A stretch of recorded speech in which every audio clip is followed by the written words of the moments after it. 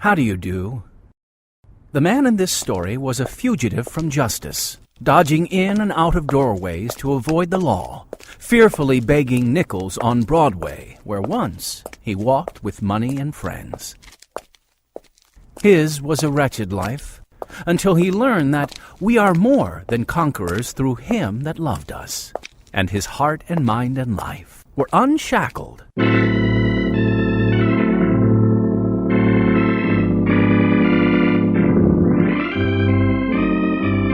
Presenting the Prince of Peace, this is Unshackled, true life stories dramatized and produced in Chicago by Pacific Garden Mission. Sometimes they're just passing by and stop in for a moment or a meal. Sometimes they stay overnight. More often they stay longer, intrigued by the message they hear.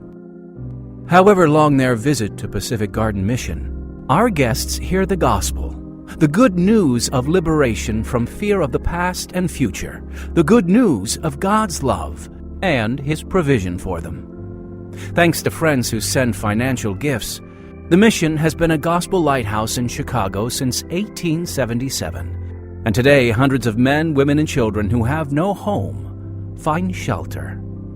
Biblical classes and counseling open the door to new life, giving them purpose. The one who extends the offer of new life promises, "For I know the thoughts that I think toward you, saith the Lord, thoughts of peace and not of evil, to give you an expected end." And that same invitation goes out to the world in 14 languages through this program. Now for broadcast around the earth, here is program number 3322 in the series Unshackled, the program that makes you face yourself and think. Prisoner number 5, step forward. Name? Fred Garland. Place of birth? Roanoke, Virginia. Priors here in New York? Yes, sir. Attempted suicide. Also, auto theft, Roanoke, Virginia. Assault and battery, Peoria, Illinois. Careless handling of unlicensed gun, Chicago, Illinois. Present charge, grand larceny, 3rd degree. Okay, that's all, Garland. The man in our story had been a successful producer on Broadway, but had sunk to new lows because of alcohol and drug addiction. When his life was transformed, a journalist interviewed him. This is the conclusion of Fred Garland's true testimony from the classic files of Unshackled.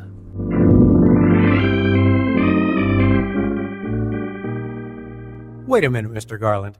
What were you doing in a lineup? I thought you were in a TB sanatorium. I went to the sanatorium, but I only stayed a few months. Then you were cured. No, but I got restless, lying around, people dying. I wanted to live. Didn't they have activities for you? Sunday school class. I went for something to do. They gave me a New Testament that I read, but I don't remember anything I read. They even asked me to teach the class. The blind leading the blind. Well, how long were you a patient? Over the winter. When spring came, I talked to the head doctor. Fred, you are in no condition for release. But I need to get back to work. You're not ready. Your TB is still active. I can't lie around forever. I feel rested now. I want to go home. I'm sorry, but I cannot approve your release. Too bad. I'm going anyway. I returned to my job in Roanoke and lived at home, making promises I didn't keep. I was weak in every way and used alcohol to keep me going.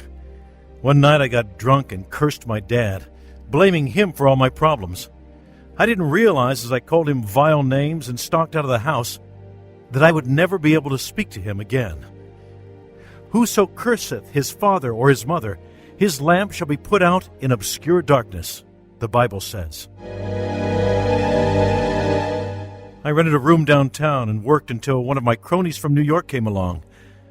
My son, if sinners entice thee, consent thou not. Hey, Freddie, you want to take a trip with me? Where to? A new world, a new drug. I tried opium a couple of times and vowed never again. No, not opium, morphine. It's a trip you'll never forget. I already told you no. Come on, be adventuresome. You won't regret it. All right. Once. I overdosed you, Freddie. Wake up. Don't fall asleep, man. You'll die. Let me alone. No, get up. I want to sleep. Come on, get up. We're going to start walking the streets, get you some fresh air. For hours, he and another guy dragged me around the city, keeping me awake.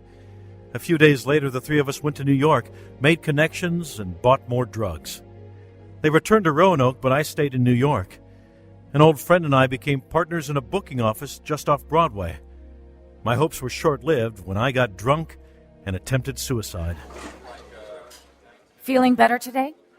Enough that I want to get out of here. You went before the board of psychiatrists yesterday, didn't you? Yes. They wanted to know why I tried to end my life again. What did you tell them? I had no answer, except that I was tired and out of my mind. Well, they're planning to commit you to the Central Islam Asylum. Over my dead body?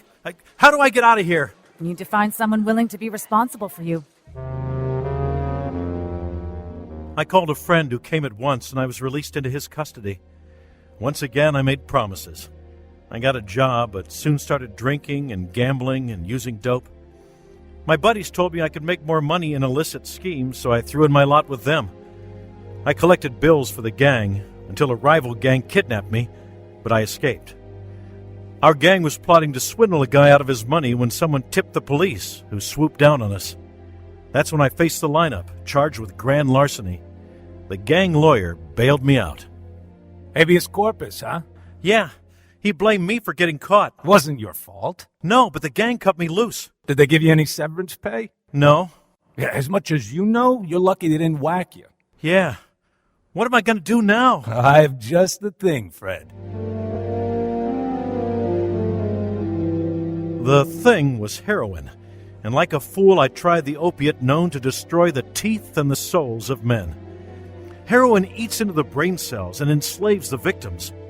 We were hooked, and my buddy and I scrambled to get enough money each day to buy the drug. One night the narcotics squad arrested us, but the judge suspended our sentence. A few months later, I had a message from home.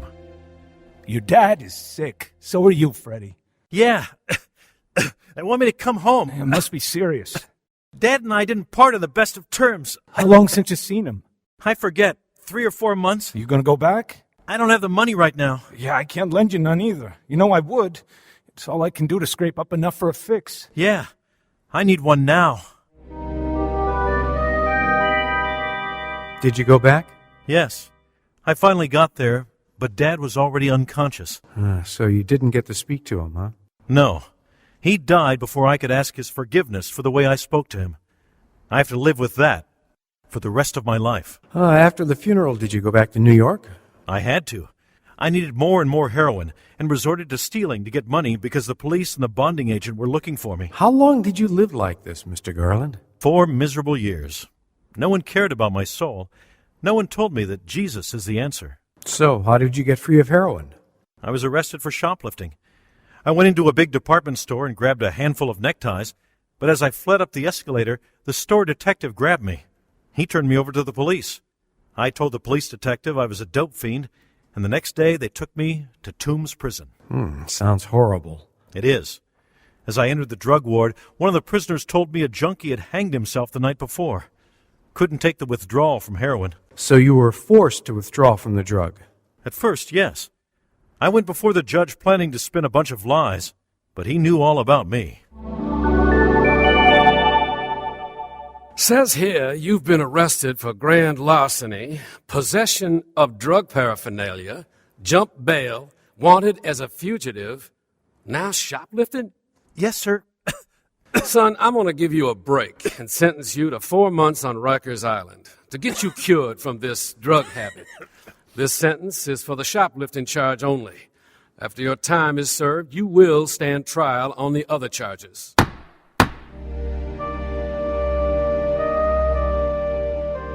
I was taken to Tombs Prison to await transfer to the island. I was terribly weak, my left lung eaten away by tuberculosis. As I gripped the bars, the guard announced chapel services. I thought of every reason not to go. I was a dope fiend criminal, unfit for worship. I hadn't been inside a church for 10 years. Since then, I've learned that the devil tries to discourage us. but a still small voice inside me kept saying, "Go to the chapel." So I went. You fellows are having a hard time, ain't you? Well, prison is a dark place. Well, I got good news for you. Arise, shine, for thy light is come, and the glory of the Lord is risen upon thee. Now, the Bible has a lot to say about darkness and light.